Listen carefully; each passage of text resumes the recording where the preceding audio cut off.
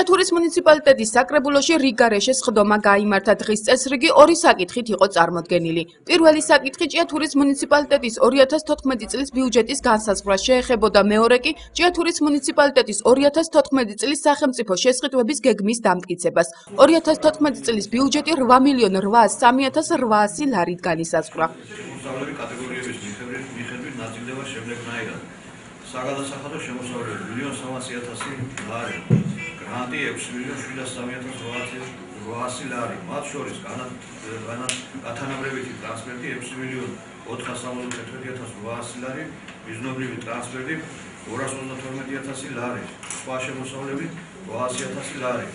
გადასახადების პრიორიტეტები განისაზღვრა შემდეგნაირად: საერთო დანიშნულების სახელმწიფო მომსახურება 2.591.000 ლარი, თავდაცვა საზოგადოებრივი წესრიგი და უსაფრთხოება 450.000 ლარი, ინფრასტრუქტურა, მშენებლობა, რეაბილიტაცია, ექსპლუატაცია 1.448.500 ლარი, განათლება 1.485.300 ლარი, კულტურა, რელიგია, ახალგაზრდობის ხელშეწყობა და სპორტი 2.490.000 ლარი, მოსახლეობის ჯანმრთელობის დაცვა და სოციალური უზრუნველყოფა 459.000 ლარი. ეს არის მთლიანად 8.803.800 ლარი. გასუჭერთან შედარებით ბიუჯეტის მატება არის 1.600.000 ლარი. სხდომას ესწრებოდა ჭიათურის მუნიციპალიტეტის საფინანსო საბიუჯეტო სამსახურის უფროსი. გივი კიგნაძის განცხადებით 2014 წლის ბიუჯეტი წინა წელთან შედარებით გაიზარდა. მას გამოთქვა ამ შესახებ, რომ 1.600.000 ლარი, კი, 1.600.000 ლარი, ასევე ბატონი ლევანო ზანა განსაზღვრული არის ყველა მხარდული სუბიექტისათვის სუბსიდიის ფარგლები მოდენობით, რომ უზრუნველყო მათ 13 ეგრეთ წოდებული 13 ხელფასის გაცემა. ასევე გაზრდილი არის საბავშვო ბაღების დაფინანსება, რაც აშკარად პროგრესია, საერთო ჯამში 9 მილიონი ლარამდე არის ეს საერთო ზრდა ბაღებისთვის გათვალისწინებული. ჩემი აზრით ეს ძირითადად საბავშვო, ესე იგი 300.000 ლარი გაზრდილია სუბსიდია და რა თქმა უნდა გაზრდილი ბავშვების შესაბამისად დაახლოებით 200.000 გაზრდილია კაპიტალური ხარჯები, რომელმაც ნაწილობრივ უნდა უზრუნველყოს სწორედ ეს საყოფაცო 185.000 ლარი გაზრდილია სწორედ კაპიტალური ხარჯების უზრუნველყოფა, რამაც ნაწილობრივ უნდა უზრუნველყოს სხვადასხვა საყოფაცხოვრებო პირობების გაუმჯობესება. კანონი რომელიც მიღებული იქნება ჰოლანდიელ ადმინისტრაციულ კავშირში ვერ სრულდება იმ მოთხოვნებით, რაც კანონი იყო. იმის გამო, ხო, აი ხანს ვერ შესრულდება კიდეც, იმის გამო რომ მიიღო მთავრობას პარლამენტმა კანონი, რომლის შესრულება ჩვენ დაგვევალა და საკუთარი რესურსებით ამის კეთება არ შეიძლება. ამიტომ მე მინდა საფინანსოს ყურადღება თქვა. ჩვენ გაცილებით უნდა გავამწვავოთ ეს საკითხი, იმ კანონის შესრულების აუცილებლობა ითხოვს შესაბამისი ტრანსფერი გაზარდონ, რათა შევასრულოთ კანონი. ეს კანონი მიიღეს ისთანხა, რომელსაც გვიყოფენ ამ დანიშნულების მიუსრულება და ვერ ადგილობრივ ბიუჯეტს დააზარალა მიმართულებით გადაისროლა და ვერ ვასრულებთ კანონის მოთხოვნებს. ვისი მიზეზით? ამიტომ აი ეს არგუმენტი ალბათ უფრო მწვავედ უნდა დავშვათ, რომ ბაღების მდგომარეობის გაუმჯობესებისთვის იყოს გაცილებით მეტი გამოყოფილი ცენტრი, ვიდრე არის. რაც არის მოთხოვნა ერთი საკრებულოს სხდომაზე დეპუტატებმა 2014 წლის ბიუჯეტზე თავიანთი მოსაზრებები გამოთქვეს.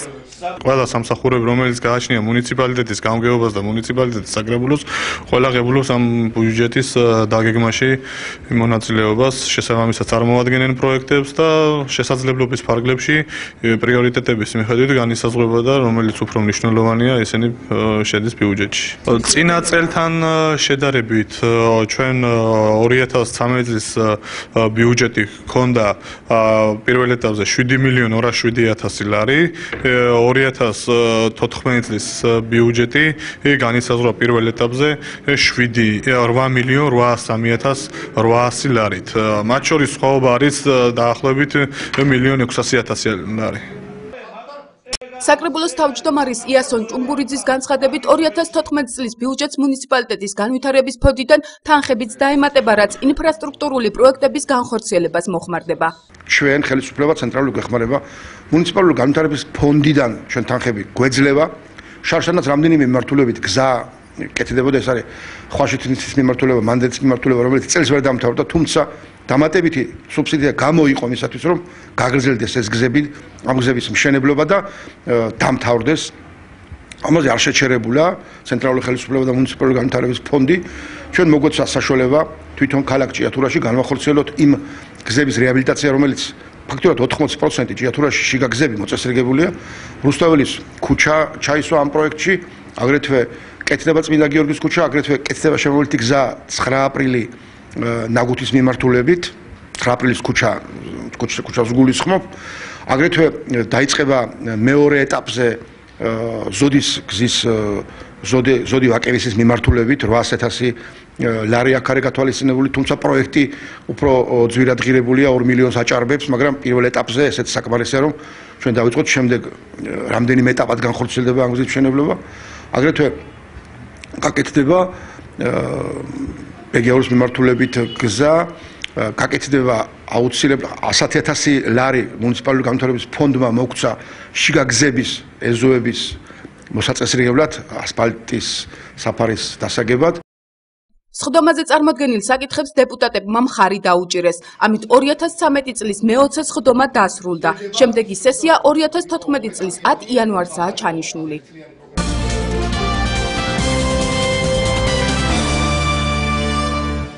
ქართველი მებრძოლები ავღანეთიდან სამშობლოში დაბრუნდნენ. ბათუმის ცალკეული მსუბუქი ქვეითი ბატალიონის 295 სამხედრო მოსამსახურე, თავდაცვის მინისტრის მოადგილეები მიხეილ დარჩიაშვილი და ირაკლი გეგეჭკორი, ასევე გენერალური შტაბის უფროსი გენერალ-მაიორი ვახტანგ კაპანაძე ალექსეევკის აეროპორტში დახვდნენ. საქართველოს შეიარაღებული ძალების ბათუმის ცალკეული მსუბუქი ქვეითი ბატალიონის სამხედრო მოსამსახურეები ავღანეთში მისიის შესასრულებლად როტაციის წესით სექტემბრის ბოლოს გაემგზავრნენ. ბატალიონმა სამოქმედო არეალი სრულად ოქტომბრის დასაწყისში გადაიბარა. რამდენიმე კვირაში ცალკეული მსუბუქი ქვეითი ბატალიონის სამხედროები სამშობლოში სრულად დაბრუნდებიან. ბათუმის ქვეითი ბატალიონის 295 სამხედრო მოსამსახურე, რომლებიც მსახურობდნენ ავღანეთში, დღეს დაგვიბრუნდნენ საქართველოში. მათ ძალზე წარმატებით შეასრულეს თავიანთი მისია ჰელმანდის პროვინციაში, ამერიკის შეერთებული შტატების საზღვაო ქვეითებთან ერთად. მინდა თითოეულ მათგანს გადავუხოდო დიდი მადლობა, მათი ძალისხმევა ძალზე დაფასებულია ჩვენი ამერიკელი და ევროპელი პარტნიორების მიერ. ასევე მინდა მიულოცო მათ ოჯახებს, მათ ახლობლებს ჩვენი ბიჭების შინ-მშვიდობით დაბრუნება. კიდევ ერთხელ ქართულმა ბატალიონმა შეასრულა თავისი საბრძოლო ამოცანა, დაბრუნდა წარმატებით.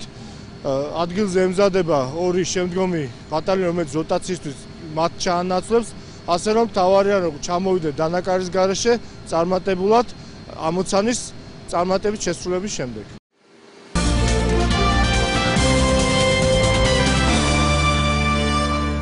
პირველი იანვრიდან შვეიცარიასთან გამარტივებული სავიზო რეჟიმი ამოქმედდება. ამის შესახებ მაია ფანჯიკიძემ ჟურნალისტებთან გამართულ შეხვედრაზე განაცხადა. ფანჯიკიძის თქმით, მსგავს თემაზე მუშაობა ისრაელთანაც მიმდინარეობს, თუმცა უვიზო მიმოსვლის დაწყების კონკრეტული თარიღი ჯერჯერობით უცნობია. ასე რომ ამ კუთხით ძალიან დიდი წარმატებები გვაქვს ისრაელთან. საოცარი სისწრაფით განვითარდა მოვლენები. ჩვენ ამ ქვეყანასთან გვაქვს განსაკუთრებული ურთიერთობა, გვაკავშირებს განსაკუთრებული მეგობრობა. იანვრის ბოლოს ჩვენ გვექნება ასევე ვიზიტი ისრაელში პრემიერ-მინისტრის, რომელზედაც ეს საკითხები ასევე იქნება განხილული. იქაც ვიწყებთ თავისუფალ სავაჭრო ურთიერთობაზე საუბარს და ეკონომიკური კომისიის სხდომა, რომელიც იქნება იანვრის ბოლოს, იქნება სწორედ ამ კუთხით გადადგმული ძალიან მნიშვნელოვანი ნაბიჯი. კონკრეტულ თარიღს ვერ დაგისახელებთ, მაგრამ მალე შევა ძალაში ისრაელთან უვიზო მიმოსვლაც.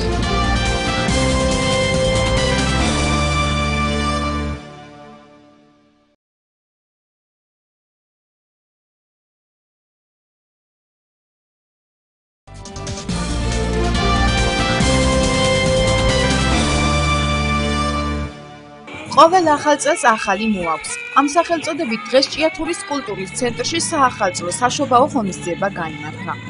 ღონისძიებაში ჩართულია საბავშვო მუსიკალური სტუდია ანცი მელომანები, სამეჯლისო სპორტული ცეკვების ანსამბლი დანს ფორუმი. პროგრამა შედგენილია ბავშვებისათვის გასართობის საღამო. მე ვისარგებლებ შემთხვევით და რა თქმა უნდა ახალ წელს მიულოცავ ჩემ ქალაქს. დღეს კონცერტში მონაწილე ყვედა პატარას მსმენელებს. 50 წუთიანი საკონცერტო პროგრამა საბავშვო მუსიკალურმა სტუდია ანცმა მელომანებმა გახსნეს. შესრულდა საახალწლო თემაზე დაწერილი სიმღერები. ძალიან მიხარია, რომ ჩემი კონცერტია დღეს და სცენაზე რომ გამოვარ. დარბაზში მსხდომ თანატოლებს დამდეგი ახალი წელი მიულოცა სამეჯლისო სპორტული ცეკვების ანსამბლმა დანს ფორუმმა. ყველას ულოცავ ახალ წელს, ჩემ თანატოლს და ყველას აქ ვინც არის დარბაზში და ძალიან ბედნიერი დღე არის. და ყველა ბედნიერ დღეს დაესწროს. ძალიან გვიხარია, რომ ცეკვავთ ამ დღესასწაულს და ყველას ულოცავ ახალ წელს. და მინდა რომ ყველა ადამიანი ახალ წელს კარგად ყოფილიყოს. ძალიან მიხარია, რომ ასეთ არაჩვეულებრივ დღესასწაულზე ცეკვავ და ყველას ულოცავ ახალ წელს. კონცერტს ჭიათურის მუნიციპალიტეტის გამგებელი ქალიშვილთან ერთად ესწრებოდა. მან ჭიათურლებს ახალი წელი მიულოცა. 2014 წელი ყოფილიყოს თქვენი ოჯახებისთვის, სრულიად საქართველოსთვის სიკეთის და სიხარულის მომტანი. მე გვინდებით, რომ ყოველთვის თქვენ ვერჩი ვიქნებით. ყველაფერს გავაკეთებთ იმისათვის, რომ თითოეულმა თქვენმა ოჯახმა გაიხაროს, თქვენმა შვილებმა გაიხაროს, უკეთესი მომავალი გქონდეს და ბედნიერ საქართველოში იცხოვრონ. ულოცავ ყველა პატარას, ულოცავ აბსოლუტურად ჩვენ ქალაქში, ჩვენ ქვეყანაში და დედასამშობლოს მოგლეჯილ ტერიტორიებზე ვინც ცხოვრობს კიდე ყველა პატარა ყველას უნდა მიულოცო შაბა ახალი წელი. მოეწყო ფიროსმანის სახელობის სამხატვრო სკოლა ნიკალას მოსწავლეების ნახატების გამოფენა. ღონისძიებას სტუმრები მრავლად ყავდა. გერმანიაში ვხდი ბავშვებს, კონცერტი არის ძალიან კარგი. პატარები სანტა-კლაუსის გამოჩენას ელოდნენ. სანტამ საახალწლო საჩუქრები 700-მდე ბავშვს მოუმზადა. მე ძალიან ბედნიერი ვარ, რადგან აქ შენიერ კუთხეში მოხვდი. ეს ღონისძიება წელს პირველად ტარდება. ჩვენ თოვლის ბაბუები სხვადასხვა რაიონებში ჩავდივართ. ბავშვებს ურიგებთ უამრავ საჩუქარს, ჩვენ ხედავთ მათ გამწყინებულ სახეებს და ჩვენ ძალიან გვიხარია, რადგან ისინი გახარებულები არიან და ამით ჩვენ ძალიან ბედნიერები ვართ. ძალიან მომეწონა ეს კონცერტი, უამრავი ჩემთვის საყვარელი გმირი იყო აქ. ძალიან კმაყოფილი დავჭი ამ კონცერტით, მივიღე ასევე საჩუქრები და მინდა მთელ საქართველოს მიულოცო ახალი წელი. ძალიან მომეწონა კონცერტი, დიდი მადლობა ყველას და ყველას უსურვებ წარმატებებს. გილოცავთ ყველას დამდეგშობა ახალ წელს. თოვლის ბაბუა მოცა საჩუქარი და ძალიან მიხარია. სანტა-კლაუსი დღეს საჩხერელ ბავშვებს ესტუმრება საჩუქრებით სავსე ხურჯინით. საახალწლო ღონისძიება ჭიათურაში საქართველოს კულტურის სამინისტროსა და ადგილობრივი ხელისუფლების ეგიდით გაიმართა პროექტის სანტა-კლაუსის საჩუქრები ბავშვებს ფარგლებში.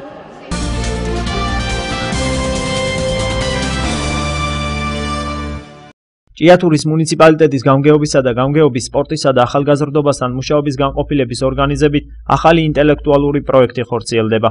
ჭიათურელი ინტელექტუალები ერთმანეთს ამჯერად ინტელექტუალურ რინგზე დაუპირისპირდნენ. ღონისძიება ჭიათურის აკაკი წერეთლის სახელობის სახელმწიფო თეატრში გაიმართა.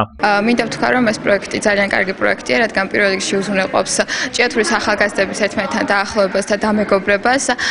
მაგალითად, ქალაქის გუნდში იყო ნაკრები ჭიათურის სკოლებისა, მე უმრავლესობას არ ვიცნობდი, მაგრამ ახლა ეს ბავშვები გავიცანი და ალბათ მომავალში დავმეგობრდებით. ძალიან საინტერესო თამაში იყო. მე ძალიან მომეწონა ეს პროექტი ასეთი ფორმატით და სიამოვნებით ვითამაშებდი ალბათ მომავალ წელსაც. აქ წაგებული და მოგებული არ არსებობს, აქ ყველა გამარჯვებულია და მინდა ასევე მოგილოცოთ ახალი წელი. პროექტი ძალიან მოგვეწონა, იყო საინტერესო კითხვები. პროექტში ყველა სრული საჯარო სკოლის წარმომადგენლები იღებდნენ მონაწილეობას. თითეული გუნდი 8 მოსწავლისგან შედგებოდა. ერთ თამაშში მათ 8 კითხვისთვის უნდა ეპასუხათ. ინტელექტუალების პაექრობას თვალყურს ადევნებდნენ დარბაზში მყოფი მათივე გულშემატკივრები. ძალიან საინტერესო იყო სანახაობრივად და უბრალოდ გიხარია ადამიანს, რომ შენ ქალაქში ასეთი კარგი ახალგაზრდები არიან და ისეთ რთულ კითხვებზე ძალიან ადვილად ეცემენ პასუხს, რომ დიდებსაც გაუჭირდებათ. ძალიან სასიამოვნო იყო დღევანდელი დღე. მე მინდა მადლობა გადავუხადო მათ მშობლებს, პედაგოგებს, იმ სკოლებს, სადაც ისინი სწავლობენ და დღეს იშვიათად მეგობრობს ახალგაზრდობა წიგნთან და ესენი მეგობრობენ როგორც ჩანს.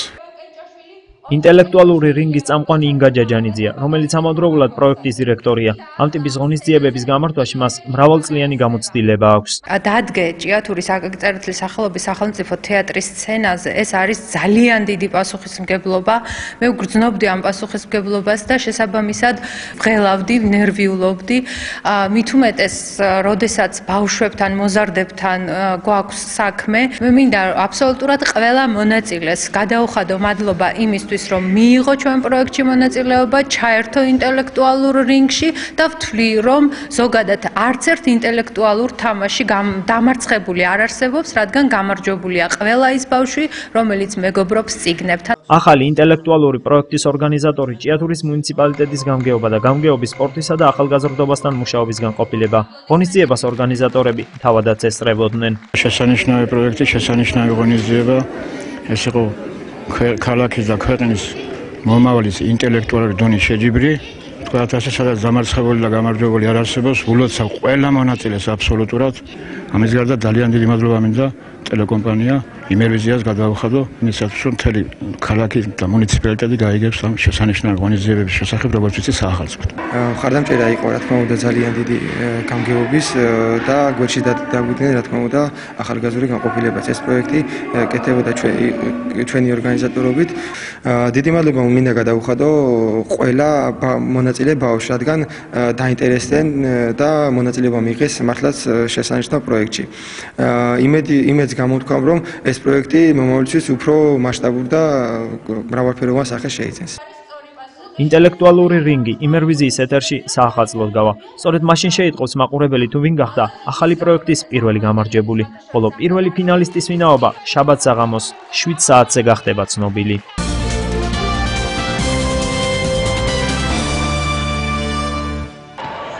ჭიათურის მუნიციპალიტეტის გამგეობამ, გამგეობის სპორტისა და ახალგაზრდობასთან მუშაობის განყოფილებამ 27 სპორტულ სკოლასთან ერთად განახორციელა სატელევიზიო პროექტის სახელწოდებით რეკორდ კლუბი. მათ შეეძლებათ შეეჯიბრონ ერთმანეთს და თავიანთი სკოლა ასახელონ. მოხარული ვარ ამ პროექტის და დიდ მადლობას ვუხდი ჭიათურის მუნიციპალიტეტის გამგეობას და ასევე ტელეკომპანია იმერვიზიას. სპორტულ ინტელექტუალურ შეჯიბრში ჭიათურის საჯარო სკოლების ნაკრები გუნდები იღებდნენ მონაწილეობას. წინასწარი კენჭისყრის შედეგად გამოვლენილი 2-2 გუნდი ერთმანეთს ჭიათურის ცენტრალურ სტადიონზე, საკალათბურთო დარბაზში დაუპირისპირდნენ. თამაში ჭიათურის მეხუთე და პირველი საჯარო სკოლის გუნდებმა, მერცხელმა და პირველებმა გახსნეს. 10 მოსწავლე ერთმანეთს 6 სხვადასხვა სახეობაში შეეჯიბრნენ. ჭიათურაში რომ ესეთი ხიარული სტარტები და თამაშები ტარდება ძალიან კარგია. და რავი, ყველას ვიხარია. კარგი იყო მას, კარგი ქულები იყო და მე ძალიან გამეხარდა რომ მოიგეს. სლალომი, ბურთის გადაწოდება, კეგლი, ესტაფეტა, სიტყვის აწყობა, ბაგირი. ამ სახეობებში გუნდების მონაწილეთა გამოსვლას თვალყურ სპეციალური ჟიური ადევნებდა. ჟიურის თავმჯდომარე ბადრი ვაშაძე, 27 სპორტული სკოლის დირექტორი, სოსო ტაპატაძე, სპორტისა და ახალგაზრდობასთან მუშაობის განყოფილების მთავარი სპეციალისტი, ჯამბულ ყიფშიძე, განათლების რესურს ცენტრის თანამშრომელი და ზურაბ ჩაფიჩაძე, საქართველოს დამსახურებული მწვრთნელი. კეთილი შურით შურს ამ ბავშვების, მეც დიდი სიამოვნებით მივიღებდი მონაწილეობას, მაგრამ უფლება არ მაქვს, რა თქმა უნდა. მე მადლობა მინდა მოვუხადო ამ თამაშის ორგანიზატორებს, ჭიათურის მუნიციპალიტეტის სპორტისა და ახალგაზრდული საქმეთა განყოფილებას და ჭიათურის ტელევიზიას. ასეთი პროექტები არის ძალიან ძვირფასი, იწვევს ახალგაზრდებაში, რა ქვია, აქვს ინტერესი ძალიან დიდი და უხარია ბავშვებს ასეთი შეჯიბრებები საერთოდ წარმატებულია. თამაში შედგა ჭიათურის მეორე საჯარო სკოლის გუნდ იმედსა და მეოთხე საჯარო სკოლის გუნდ ლიდერს შორის. მივიდევ ჯანსაღწევებას, მაგრამ მაინც ძალიან კარგია რომ ესეთი ისინი ჩატარდება, ახალი რაღაც თამაშობები შემოვა და ძალიან კარგია ბავშვებისთვის ახალისება არის და ძალიან მოხარული ვარ რომ მივიღე მონაწილეობა. და ყველაზე მშარი რომ ჯანსაღად იქნები ადამიანი, ეგ არის თავარი და რაც თავარია ბავშვებს უნდა შეუყვარდეთ სპორტი. ესეთი თამაშები ნამდვილად ჭიათურაში არ იყო და ძალიან მიხარია რომ ეხლა ჩატარდა. პროექტის პარტნიორია სამაუწყებლო კომპანია იმერვიზია, კოორდინატორი კი სოფო გობოზოვა, ხოლო თამაშის მსაჯი იყო გიგა კიკუძე. ვინაიდან რომ პირველად ტარდება, მაინც კარგად გამოვიდა დღევანდელი თამაში და იმედია უფრო დაიხვეწება ჭიათურაში ეს სახეობები და უფრო მრავალფეროვანი იქნება. გუნდების განწყობაზე ზრუნავდა სამეჯლისო სპორტული ცეკვების ანსამბლი „დაცქერული“. ტელეპროექტ რეკორდ კლუბში მონაწილე გუნდები ჩემპიონატის სისტემით თამაშობდნენ, როგორ ეჯიბრებოდნენ ერთმანეთს და როგორ მიმდინარეობდა ყველაზე მხიარული, ყველაზე ჯანსაღი, ყველაზე ენერგიული სპორტულ-ინტელექტუალური პროექტი, ამას იმერვიზიის მაყურებელი საახალწლო ეთერში იხილავს.